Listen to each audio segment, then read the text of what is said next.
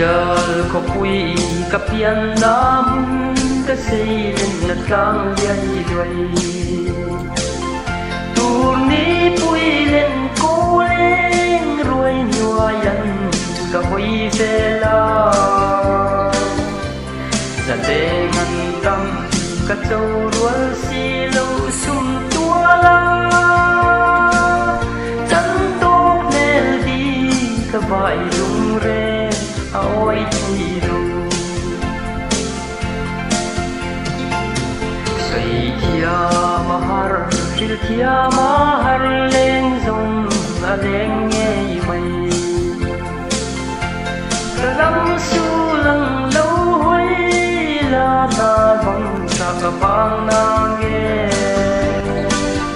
Sor ka hui zong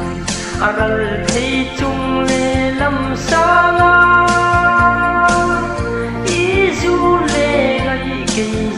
parte kanal hilaw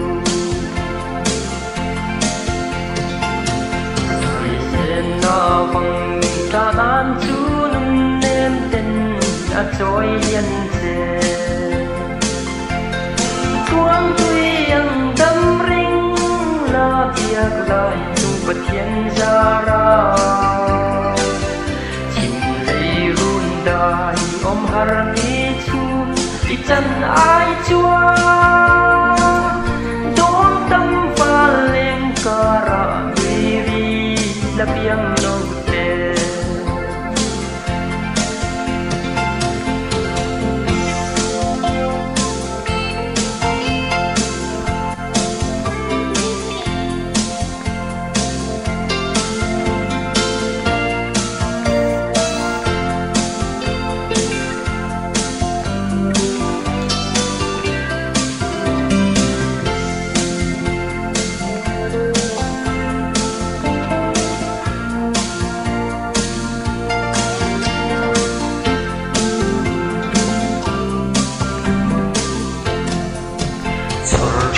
Pui le si ar minh thăng trong môi pui em hoa ya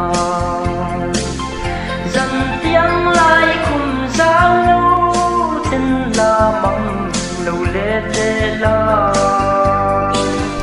nằm chung tôi tê tuần măng trắng tu thì hẳn đôn la cắn lên là em xin lâu parte khi am Cắn lên là em chim đầu parte